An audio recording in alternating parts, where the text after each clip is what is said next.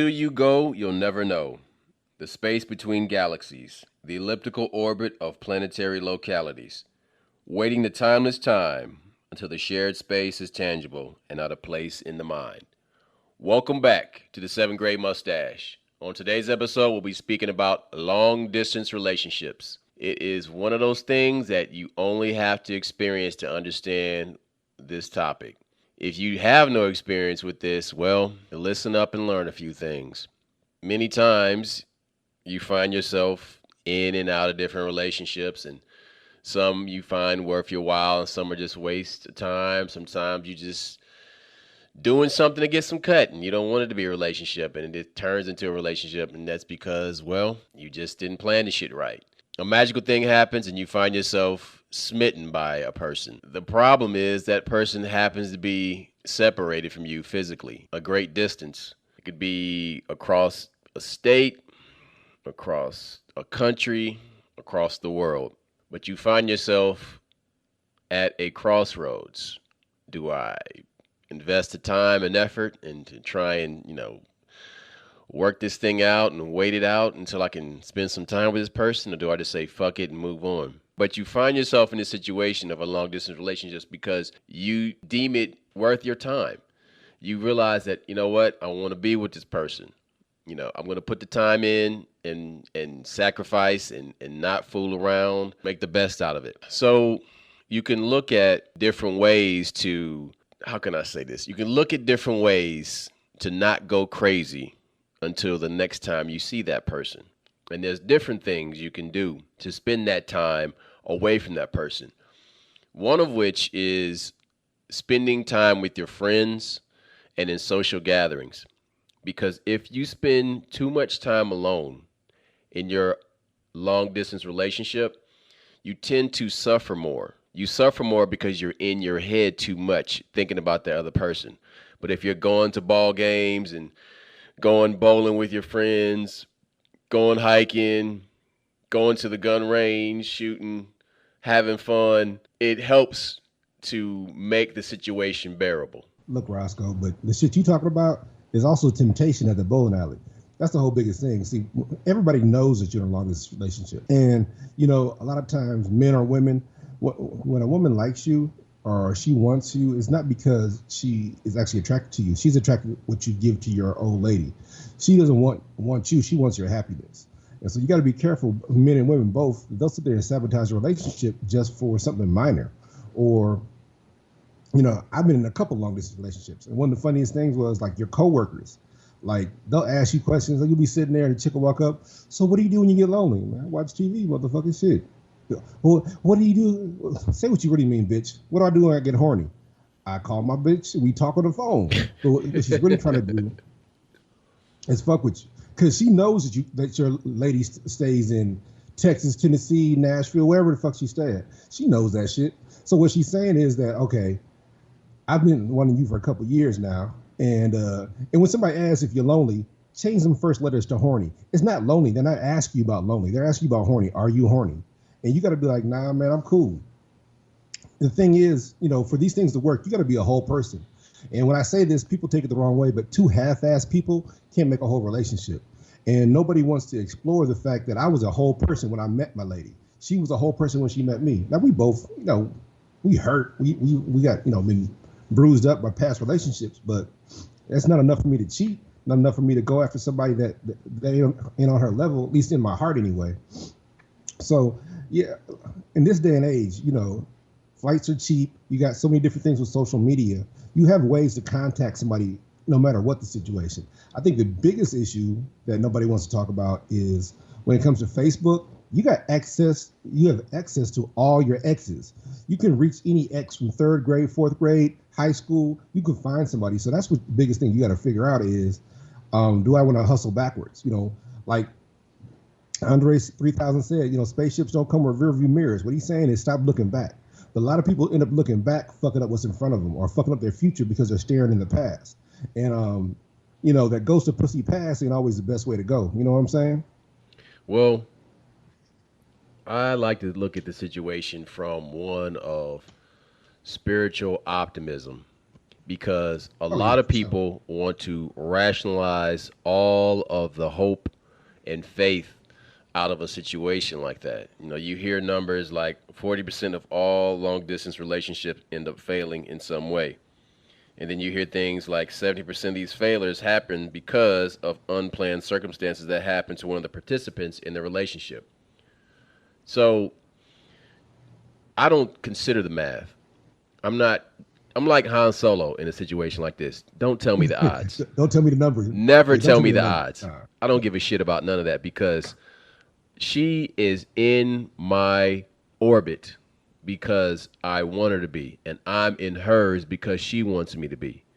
Therefore, all that quantum mechanic physics and math and the possibilities and probabilities, I don't give a shit about none of that because I want this thing to work. Therefore, I will it to work. And the will is strong when you add that to concentration. You add those two together and you get manifestation with acts. But here's the thing, on both sides of that divide, both people have to be of like mind and volition. Because if one person is only fighting a good fight and the person on the other end of that divide is fighting a good fuck, you're in trouble. Because Yeah, one hand can't clap. that's What he's right. telling you is that you have to have equal participation.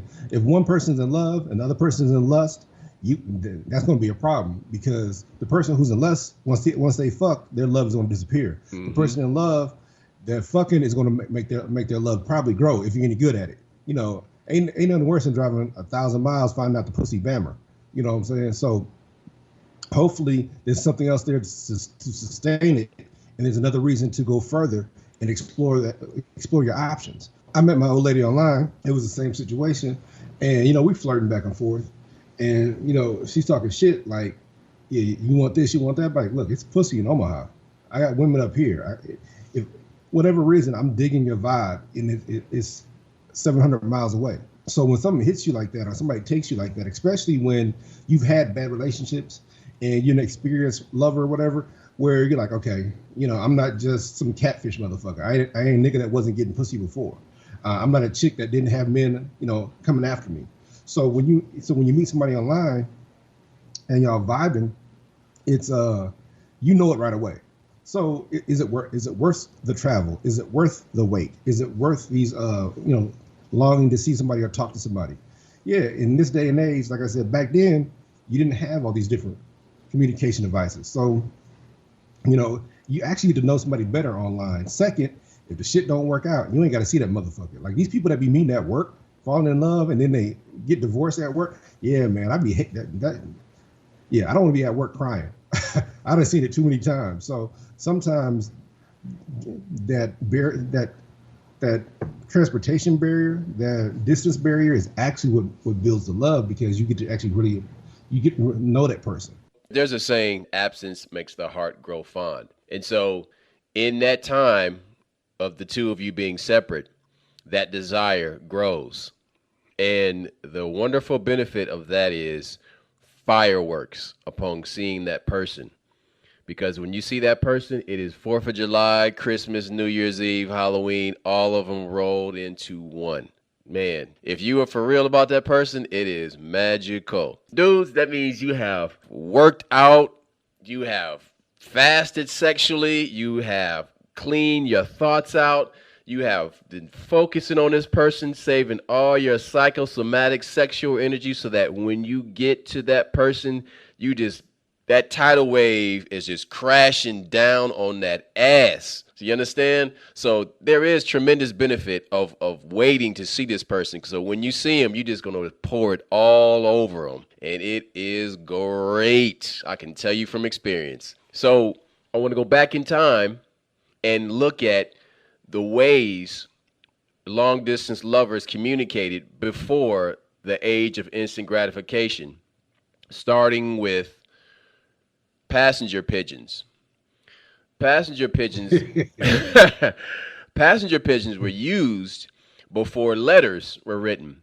So people would write short little notes on a piece of paper and put it on a bird and send it to that person. And that bird would fly and land on, that person's windowsill and gosh, they go and get the letter, and she'd see it, and then they'd just be melted by whatever sweet words that person had penned to them. So time moves on and moves forward, and then the commerce industry starts to pick up, and letter writing and education becomes commonplace, and people begin writing these letters to each other. And so in a situation like that, you're built to wait, because of course, like, your moral system is a little bit more tame than a modern person. So you're pining for Yeah. this person, and it may be something like an arranged marriage, or it just may be just a hookup. But hookups took a long time, because if you were a merchant passing through a town, and you met some girl that was like selling pomegranates in the village, you would find a way to, if you couldn't get her to come with you, then you would send letters to her. And then, she'd be waiting for you, and there'd be all this time in between, and then they would see each other and then go chill by a lake, waterfall somewhere, and it'd be wonderful. So then we move forward in time into the industrial age. And into the industrial age, right before we get there, we have telegrams. And this mode of communication started to speed up a little bit faster. And with a telegram, you can communicate faster than you could with a letter.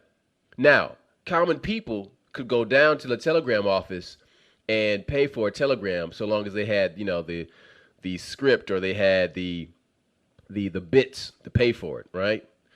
And so they had the bits to, like, say, all right, send my fiance this letter, da da da da da. And they would go and they would they would give the dictation to the telegram operator, and then that person on the other end will go down to the telegram office, and, like, knowing that they would have a telegram once a month, and they would get this letter. And this was everything from soldiers in the different early American armies, and they would get letters from their fiancés, and the women would send letters or telegrams to their husbands in this manner. So then we move forward into the time of the telephone. And so with the telephone, that's when you can get the hot and heavy breathing on the other end, and you can actually hear this person, and that's Yeah, how fall asleep GIs, together at like 3 o'clock in the morning. right? And that's how Back in the day. GIs, if they had enough pull on the base, they can get to the phone on the base and call their lady back home through a operator switchboard, analog push board, with push buttons and patch bays. They would connect Seoul, Korea to Atlanta, Georgia, or Omaha, Nebraska to, Munich, Germany. And so you would have this instant connection with your wife, or some nurse that you met on the base while you were, on the mend from some combat tour. And so, again, as time starts to march forward, and we move closer and closer from the analog age, bleeding into the digital age in the 80s, you start to have things like chat lines.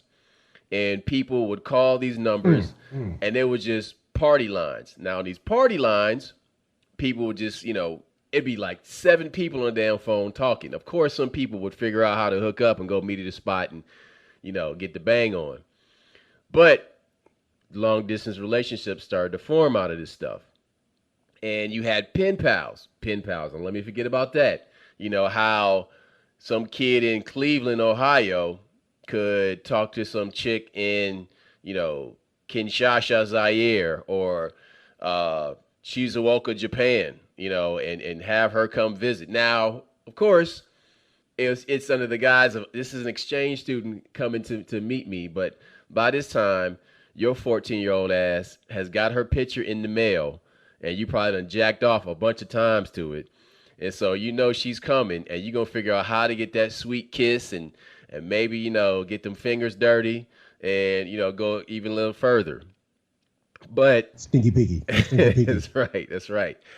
This is the beginnings of a long-term relationship. Now, that's considered puppy love at a young age like that. But then as you get out of your high school age years, you find yourself making choices. Do I want to date this person into college?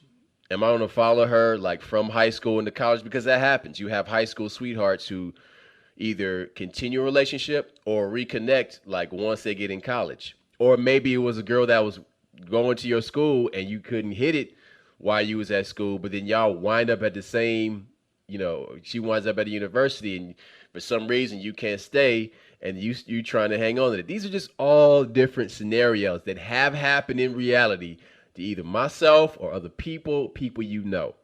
And you wind up in these situations and again, you end up, making these, you end up in a moral dilemma, finding out, do I need to like keep this going or not? But continuing onward in the march of technology, we find ourselves in the age of the internet.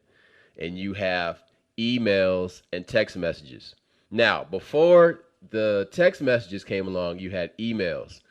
And of course, you would send naked pictures. She would be in her drawers or bikini or butt ass naked. Hey, hold it.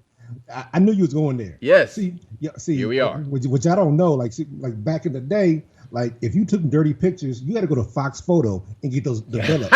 So you take your roll of film. Okay, stop. You would drop it off there, Park. Hold up, dog. Now, most people would take Polaroid pictures. Because see, now let's talk. Right, hold it, bro. Hold on, bro. Yeah, yes, we are because with Polaroids, with the Polaroids, you would skip the lab and you can get as freaky as you want to. Take them pictures, and you would send them in the mail. You know what I'm saying? I was going there. Yes. Now listen, but see, I dated some tech savvy chicks, so they would take the Polaroid and they would use a scanner. And they were scanning. I'm like, oh, you so nasty. You know what I'm saying? Like, they would. Go ahead. Look. See, we in college. See, okay, I had a camcorder in college, but they was too big. So somebody would take them Polaroid pictures, and remember them Polaroids only had 10 pictures in them, but it was like $15 for a little thing of film because it's not a roll, it's like a square. And women would take these pictures, and you would hold on to them, and that's how you get caught with your other chick because you ain't gonna throw them Polaroids away. No, things is precious. No, you keep those. You would keep them in a cigar box, and you would get your blunts from. And so all your blunts, like a box full of yes, your cigar box. You would keep them in a cigar box or a shoe box under your bed in a secure, quote unquote, secure area. You would have your Polaroids.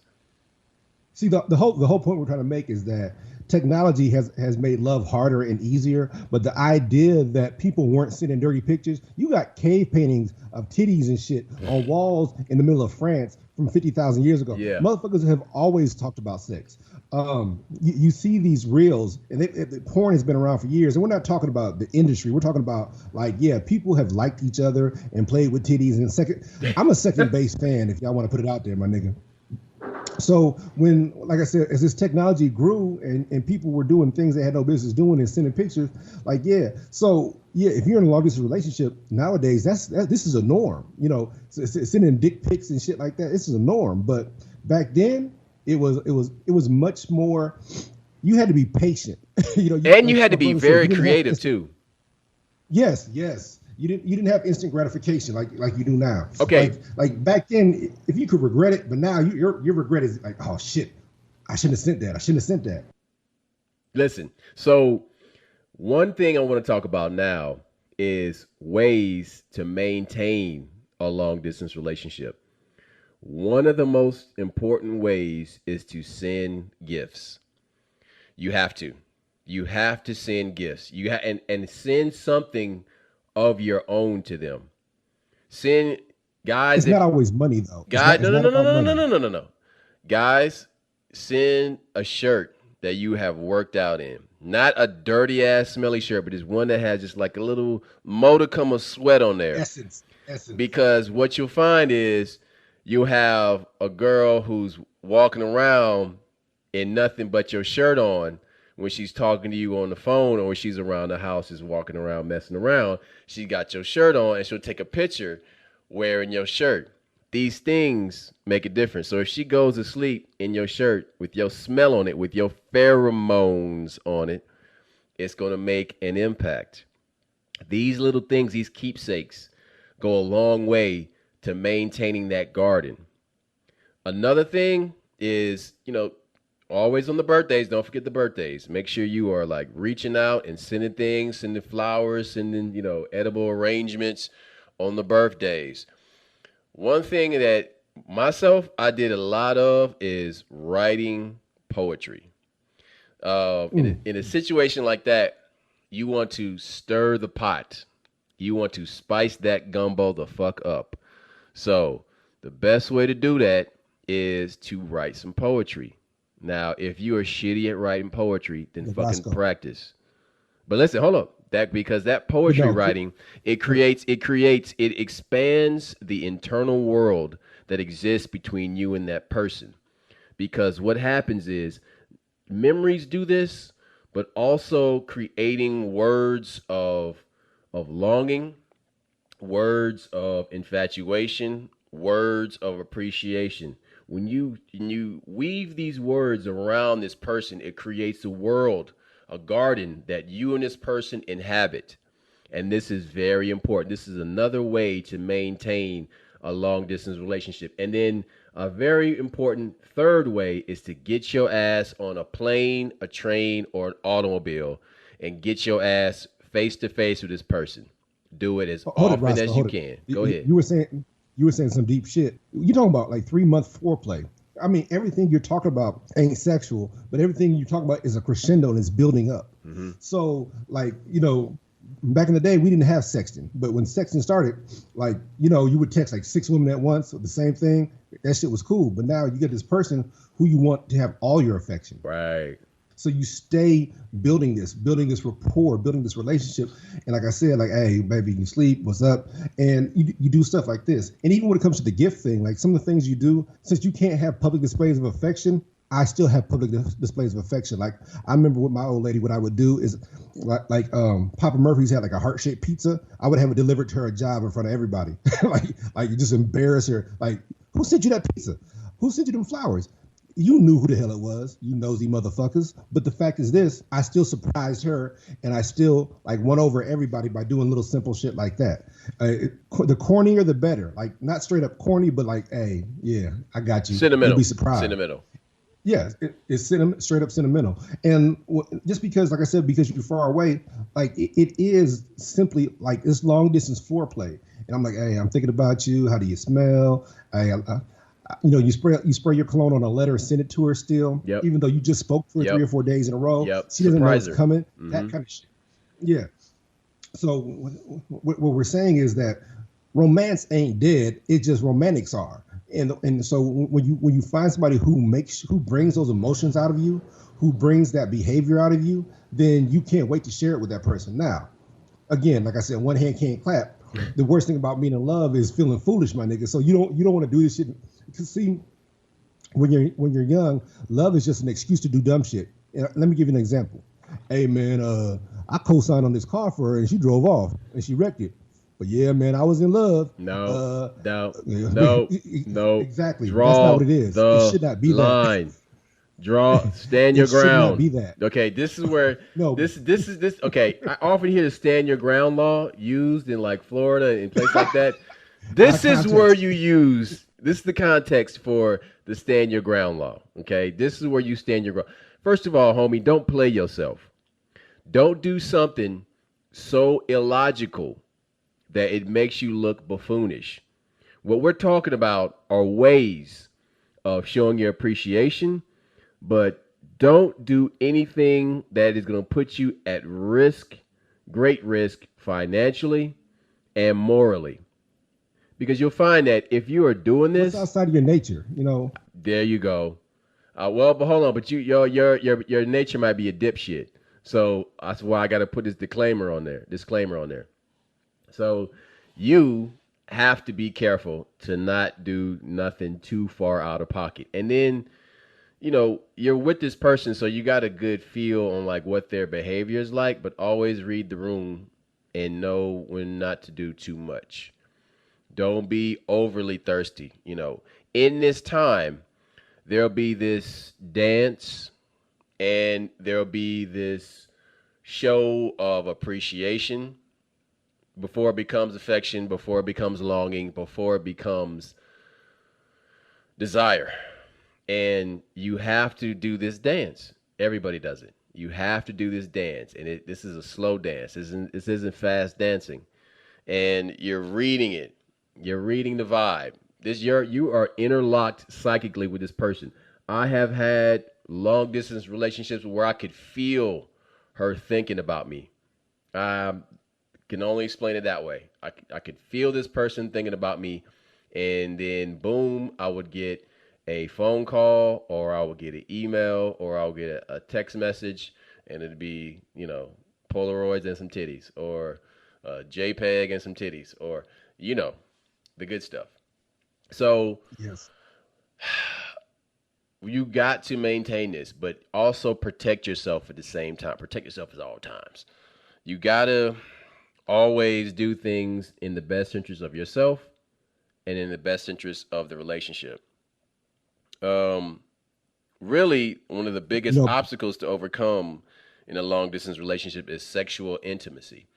So, in these situations, when it becomes extended distance, an extended amount of time, mind sex is where you will find yourself meeting that person and having wonderful interactions. It can be in the dream realm, it could be over the phone, it can be writing them on a piece of paper. Sometimes when I just get a letter and it has a lipstick kiss on there, I just love looking at that and the smell of it because that's tangible. That's a little bit of that essence on that piece of paper. It's more than a photograph because you can touch it. That's a tangible thing. That goes back to what I was talking about. Like, guys, give her your t-shirt that you work out in, so that she can smell it. So that, when she gets lonely, she can just like, stretch it over the pillow and lay her head on it. These things help them when it's time to have mind sex because that mind sex, let's go into that for a second. What that becomes. look, Hold, I wait, want her. hold on, brother. Hold I want on. her to smell my cologne and get turned on right away. Yes, but check this out. Pheromones. And so she can smell that t-shirt and we can be talking on the phone and it'll help make the imagination rich and more involved in the cosplay. Because it's cosplay, right? It's cosplay of a certain type. Because I mean, you got different scenarios you can play out. No matter how imaginative or unimaginative you are, there's a lot of different situations you can approach mind sex at. But mind sex sometimes is verbal and sometimes is spiritual because the fact that if you are attuned and sensitive enough, you can feel that person. And there have been times where I'll just be sitting in a chair and the microcosmic orbit chi power starts flowing inside my body and I'm not having a thought of her, I'm having a feeling of her. Almost like a draft comes into the room and I can feel those thought waves rolling into my immediate area, into my mind. And I'm like, oh, hello there. And I am greeted by her presence, and it's warm and it makes me smile and I'm aroused and everything is great. And then I call her up and I'm like, what are you doing? She's like, I've been thinking about you all day. And I'm like, no shit. I've been thinking about you too. And that's mind sex. That's another way you can do that. But these things that I'm bringing up, maintain that garden. You got to maintain that garden because that's what keeps that je ne sais quoi, that special something else alive. So that, again, when you get there, and plan things, so that when you come together, it's going to be memorable because you're making memories. I mean, sure, like you may not have enough money at the time, but Go to a nature space. Fucking go to Times Square. I mean, that sounds cheesy, but do that. Go to places, that will have a lasting effect. I mean, sometimes you may not even have enough time. Sometimes it's just like we're going to be in this room and we're going to just chill and put some music on and burn some sage and burn some incense and smoke some reefer, you know. But what I'm saying is do something memorable because you spent all this time on air, this money on airfare, or the time to get there. Do something that is going to be worthwhile for the both of you because you are in this person's mental and emotional space because you're special. So, motherfucker, be special. Don't be ordinary. This is your chance to do all that crazy romantic shit you ever wanted to do. That's what this is for. That's what this special moment in your life is for. Is because this is something that you fought for. The both of you have fought for. Something that both of you have wanted. So don't sell yourself or that other person short of a bomb ass experience. You owe it to her. She owes it to you. Lady, you owe it to him. Make it unforgettable. Erase their past relationships by doing something so amazing that they'll completely be loyal to you. They'll forget about other people, whether it's sexual, whether it's financial, whether it's just a gift, whatever it is, blow their fucking mind. I think sometimes we see so much shit on TV and movies and we're like, that's cheesy, but nobody's ever done it to that person in real life. Right. Say that shit right there. And that's what, and people don't understand that. Like I said, you when you're like 15 to 16, you start hearing love songs when you're 12 and 13, but they barely apply to you. Like one song might apply to you. Like the words like literally apply to you. Then you get 15, 16 and you got bitches you like and you got women you love. And all of a sudden, like those words mean more. And then you get to college. And I remember the song because I was going through a bad relationship was Mary J. Blige, Happy. How can I love somebody else? Well, I don't love myself enough to know when it's time to let go. Nigga, I'm sitting here doing fucking accounting. I'm doing my accounting homework crying. It can't even write on the motherfucker with the tears because Mary's on like BET singing that song. I'm like, that bitch is singing to me, nigga. What about that Bobby Womack song? If you think you're lonely now, wait until tonight. Then you find out the history of the song, that his wife let her 18-year-old boyfriend wreck his Rolls Royce. Now, Bobby has some sins too, so Bobby, that was just karma for Bobby. But when you find this shit out and you realize like, oh man, I'm going through some shit. Because when you're going through this shit, you think you're alone. You think you're like on this island and no one else has ever been through this shit. Whether it's love or loss of love or whatever, you think that ain't nobody ever experienced that shit. And then you hear a song where it's like, remember how they say in church, the preacher is preaching to you? Like you hear a song where I'm like, this nigga wrote it from my diary. I'm like, I don't even have a diary. How the fuck he know, nigga? How does nigga know? And so that's how powerful music is, but that's how powerful these emotions are. And these emotions are, well, what I'm saying is don't be afraid to be romantic and don't think it's cheesy because the fact of the matter is that you're displaying something that probably nobody else has ever done for her or him before. Look, women, getting pregnant for a guy, that's cool. But there's other shit you can do to show affection and show that you're loyal to somebody. Men, there's other things you can do besides just buy flowers. You know, show up with a dope ass Coach bag or some shit. Look, I'm cheap. Find that shit on sale.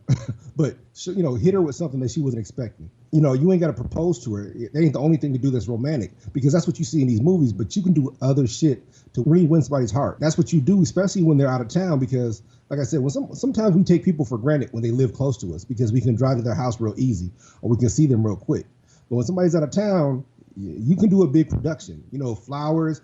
Hell, I remember my old lady, I went to a restaurant. She had her homeboy playing the saxophone. Scared white folks would fall in. I'm like, damn, I had white girls falling for me because of the shit my wife did. Wow. Like, she wasn't my wife at the time, but she had her home. I can't remember what restaurant in Nashville, but she had this dude play, and he was good. I'm like, damn, I could play the sax, but I can't play like him. But yeah. That's pimp. Hey, hold on, man. Stop, bro. Stop. That's pimp right there, man. She did it, not me. Yeah. She did it, not me. That's fucking dope. She did the shit. So I'm never gonna forget that shit. You know what I'm saying? Well, that's part of why you married that broad. Like that. Yeah, she beat her competition. Like anybody who tells you it's not a competition, it's always a competition. It's always a competition, Yeah, and the no. competition It's is always there. That's in the genes. yeah. It's and what your job is to erase his or her past. I erased her past on the shit I did, but she erased my past on the shit she did. And when you recognize that shit, oh my god! So yeah, the sex is great too, nigga. Shit, look, I'm selfish. I'll tell you the truth. I married the best pussy I ever had. I've had a lot of pussy, and I'm like, you could teach somebody how to have sex, and a bitch can be freaky, but you can't teach good pussy. Do you understand that? Like, it's like playing basketball. You could teach me. I can be real good at basketball, but I can never grow. I can't be 7 foot. Look, good pussy is a motherfucking blessing because you can't teach that.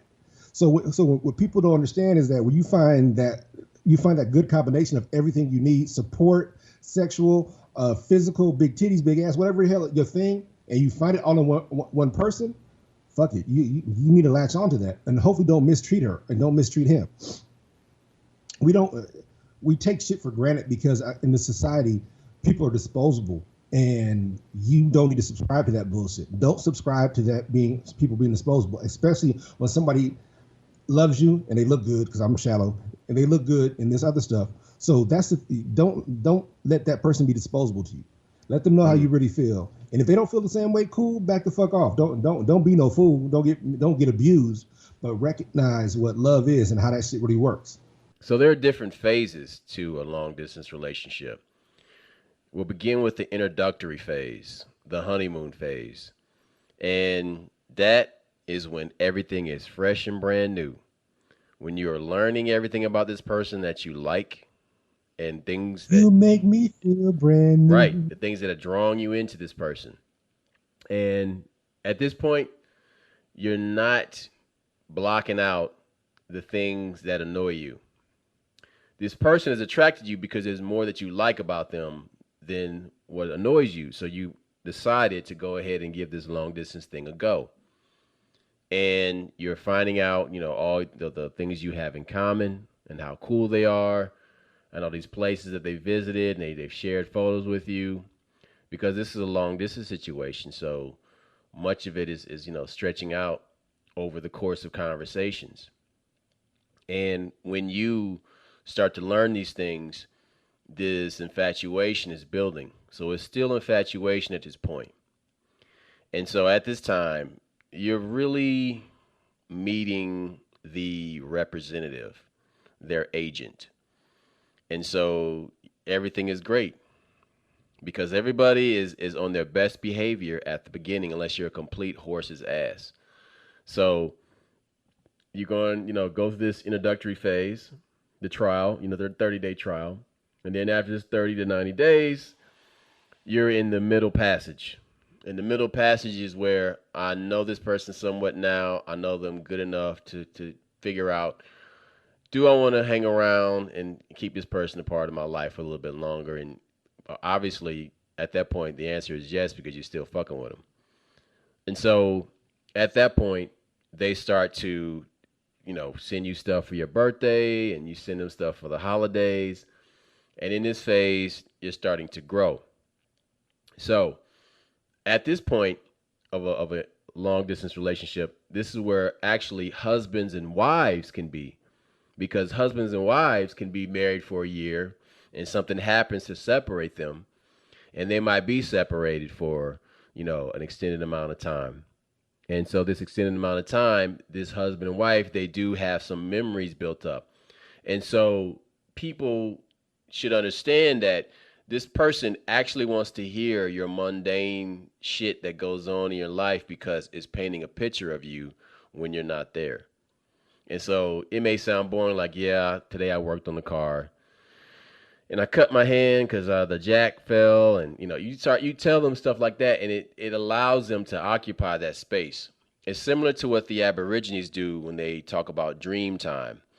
And in dream time, Aborigines recreate a moment by speaking it into existence with another person, and that other person, because of their attunement, can enter that headspace with that other Aboriginal person. Well, you are doing that with your lover when you talk about the mundane things as well as the things that really excite you. So this part of communication is important in a long distance relationship because communication, again, as we said earlier, is what maintains the garden. And be honest with these people. Don't fucking lie to them. Just tell them straight up. Just tell them everything that's going on, and tell them the nature of what's going on so they can be a part of your life because you clearly want this person to be a part of your life. So don't keep, important facts from them because especially if they're going to figure this shit out later on, just fucking tell them now. And because they'll respect you more by being honest. Women respect you when you're fucking honest with them. Dudes, like, guys are infamous for fucking lying. Lying about what kind of car you got, lying about how much you can bench, lying about how strong you are, how good you can fuck, all this bullshit. Just fucking tell the truth, man. You know, tell them that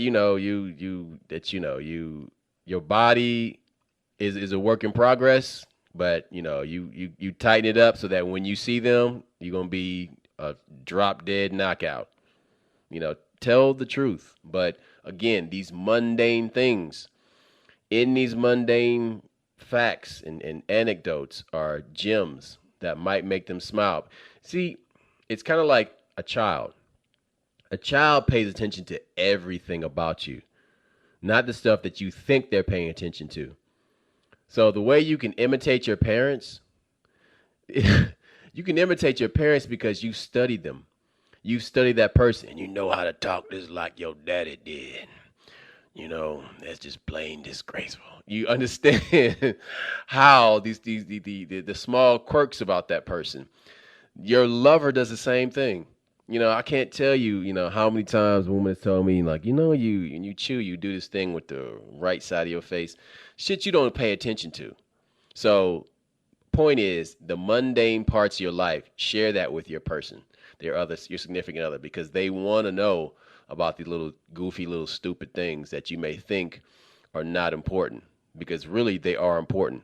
Just don't be too mundane with your shit. Keep it spicy now, but like throw in some mundane just to like so they'll know that there's peaks and there's valleys. We ain't all at the top of the mountain. Sometimes we're gonna drop down and swing low into the valley below. So yeah, husband and wives and extended relationships can go into this secondary phase where it's like, all right, well, we know each other. Here we are. We're rolling, and let's keep it rolling. But now, if things start to go awry, if one of you is a weak piece of shit and you give in to temptation, well, you may find yourself at the end of this long distance relationship or at a very trying time in this long distance relationship. Because then what happens is you are at the other end of this emotional spectrum where you've gone through infatuation into love and now into disappointment and possibly disgust. Do you maintain it? Do you keep it going, or is this the end? You're this explorer crossing a galaxy. In this galaxy, you encounter all types of wonderful worlds, and then you pick up a companion along the way, and then all these things happen, and maybe that companion sells you out to some Martians, and then that's the end of the fucking journey. I don't know. It goes, but that's your journey. That's your journey with that person. And so you find yourself like in this emotional arena, being attacked, being loved, being adored, being missed. All these things. You find yourself, in this whirlwind of emotions. And by the time you reach this longer part of this journey, this long distance journey, you have built up some history. And that history is the saga of you and that person. That history is the mythology of you and that person. And if you happen to have a family one day, this is the beginnings of that saga, of the mythology of my mama and my daddy, of how these people became two. They were two and they became, one, and so became my brothers and sisters and became me. Or if you're only child, became duct tape. But this mythology is the story. It's important. Do you want a rich mythology, or do you want some just, cheap ass coloring book type of mythology? Me, I'm on some Lord of the Rings, Castle Grayskull, Masters of the Universe, type shit. So my mythology You're is making history. You're trying to crazy. make you're making history. Yes, absolutely. Yeah, I mean, and that goes back to what I was saying about you considering, is this person worth my time? Can I make this go on? I mean, how long is this going to go on? But if you're asking yourself like, how long is this going to go on? Then there must be some strain there. There has to be something that's wearing down on that relationship, and you got to address that. But that's where the communication comes in and the honesty. But you know what? Your significant other will know when you're being honest. And if they appreciate that, if they appreciate the fact that you're honest, then you're stronger together. You are much stronger together when there's honesty, when there's just 100% transparency. Because then you got somebody that's going to fight alongside you in the darkest of times. And if this happens to be a person that you met, and you've had a long distance relationship, or you may have even met this person online and you had no idea it would turn into this. So what you have really is this movie storybook situation that when you sit back and you think about it, like, this is some mind blowing shit. And I don't consider the fucking odds, but damn, what are the fucking odds? You know, it becomes something that enriches your life. It becomes one of the best parts of your life when you look at the entire saga of you, and you got all this stuff, this Look, cool shit you what do. happens is you're Go living ahead. a song. You're living a movie. No, I'm saying you become that song. You become that movie that you watched over and over again.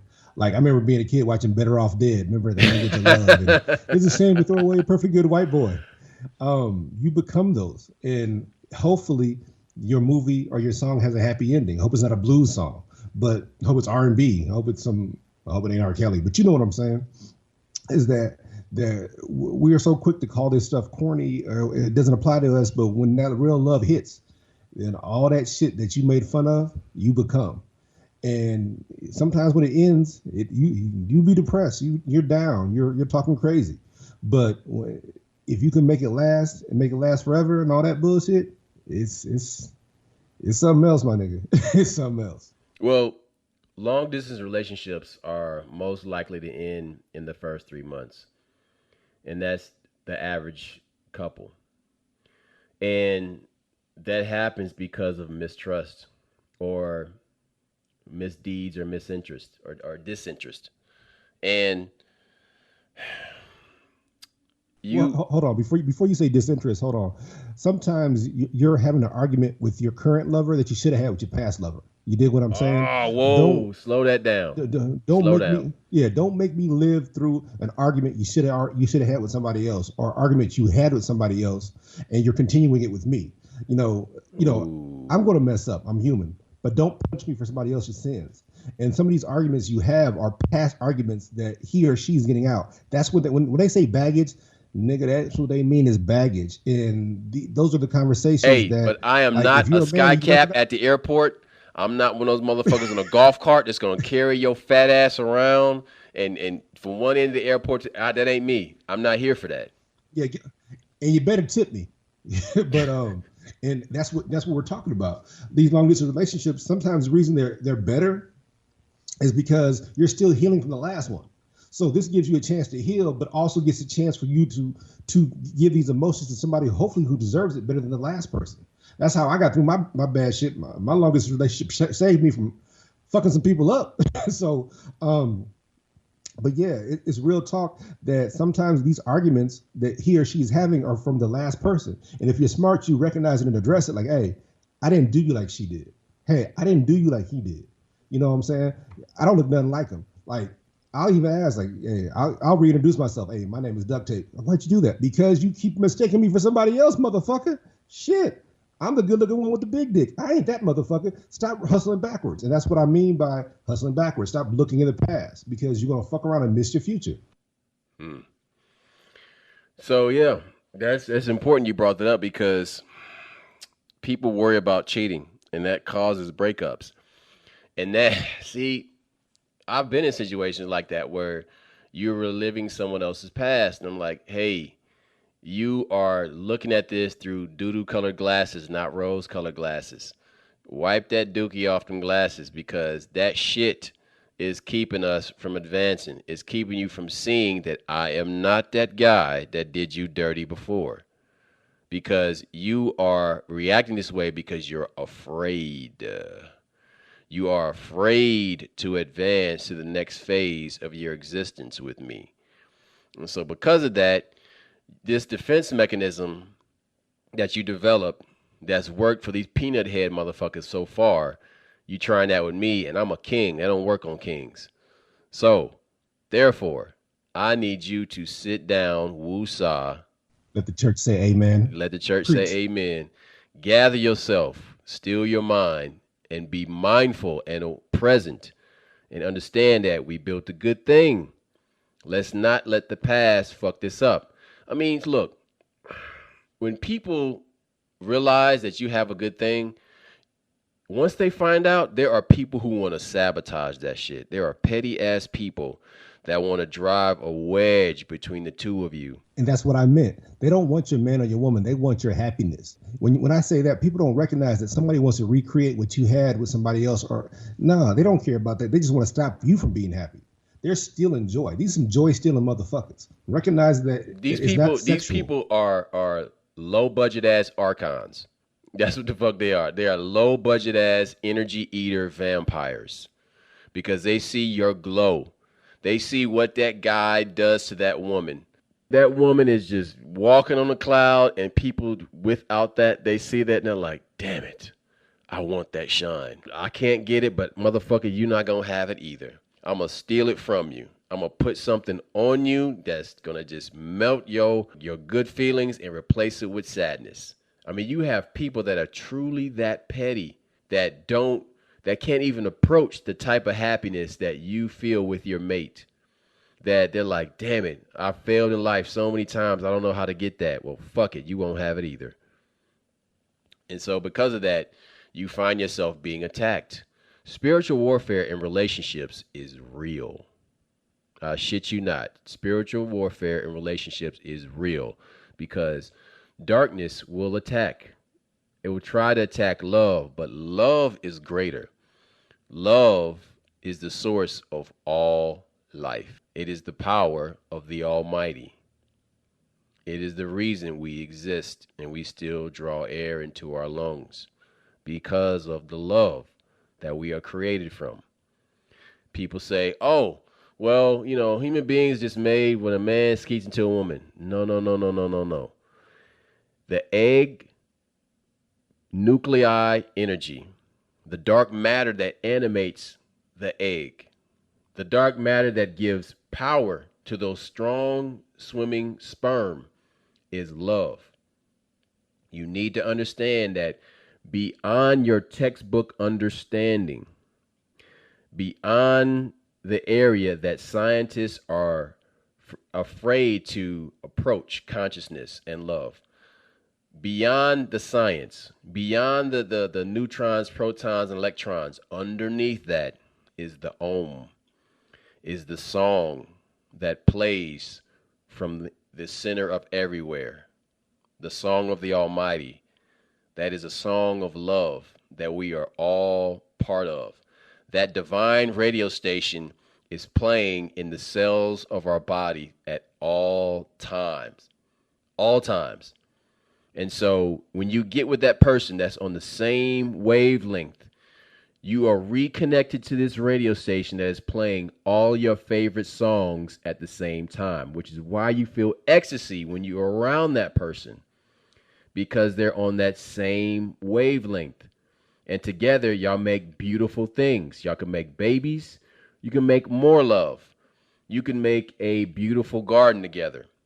But you have persevered and you have stretched it out and suffered long distance, hanging on because you feel like this person is worth your time. So damn it, put everything you can into it. And fuck it, man. Like, if you fail, then you fucking fail. That is part of being a human. You're going to fail sometimes. You will. But that failure makes you stronger. It makes you wiser. It makes you more well equipped to deal with the world so that when your next relationship comes along, you realize that, okay, I've been here before and I spot the red flags. So therefore, this next journey doesn't have to be a long distance one because I'm already seeing shit that's wrong with this person. So, baby, you sweet, but you got some work to do. And I don't have time to sit down and ride that ride with you. So maybe in a couple years I'll see you again. Maybe you'll be in a better place. That's happened to me actually. I met a woman and she was great, but she had some issues and I let it go. And then she came back around years later and shit was pretty good. Shit was pretty damn good. So, again, don't be afraid to let shit go. Do not. That's Listen, life has moments where you have to let go. Death is one of them. And it's hard for a lot of us to understand that because our consciousness can't pierce the veil. We can't get beyond that. And so the letting go, some people are so afraid to let go of a situation because they see that as the death of something. But they don't realize that by letting go of that, the death of that can bring life to it again, anew, in a new way, helping that person, helping both people. What people got to understand is that you could do everything right and shit not go right. Like you can follow a recipe and bake a cake and the cake can fall. It wasn't because you didn't follow the recipe. It wasn't because you didn't do everything right. And that's how love is. Sometimes it works, sometimes it doesn't. You can't be afraid of loving. You can't be afraid of trying. And when I say the cake fell, I mean, it could be humidity. It could be the oven wasn't right, but you did everything right. And sometimes when you go to these relationships, sometimes you blame yourself and you shouldn't, because then the next time you get in a relationship, you try something different when it wasn't you. You need to assess blame correctly. Sometimes you blame yourself, sometimes you need to blame the other person, but only thing that's going to make that happen is honesty and recognize what you did wrong if you did something wrong. And if you didn't, don't change. You shouldn't be changing anyway. You should be improving, you should be growing. But for the most part is that because it failed last time doesn't mean it's going to fail this time. Give that person benefit of the doubt. Let them show you who they really are. And then also on the same token, when people tell you who they are and they crazy and they fucked up and they selfish and they cheaters, you can't fix that shit. So, you can't fix that. No amount of love can fix a broken person. Like that's why I told you earlier, two whole people can make a relationship. Two half-assed people can't make a whole relationship. It's just what it is. A lot of people think that women can handle a long distance relationship, but women are actually stronger and more resilient than most people realize. They're often portrayed as the weaker sex, but they actually handle breakups better than men. Men are less resistant to change than women are in general. And so that's why long distance relationships can actually be more difficult for men. But I can say in my experience, the long distance relationships that I have been in, I have been able to sustain them because I saw the reunion with that woman as the best treat possible. I saw each time I saw that woman, I was an astronaut going to the moon, going to the other side of the galaxy, visiting this most exquisite, beautiful planet. And so therefore, I didn't suffer too much because I knew that we would be reunited. And so therefore, I knew that there was a reward for all of this waiting, and then the patients would be rewarded with ecstasy. Ecstasy of a physical type, ecstasy of a spiritual type, of an emotional type. But I knew that there was something at the other end. And so I was willing to push through, this emotional mud. Listen, patience is one of those things that everybody deals with differently. Some of us are further along than others. Patience took a while for me. It really did. But I got to say that long distance relationships really did help me with my patience.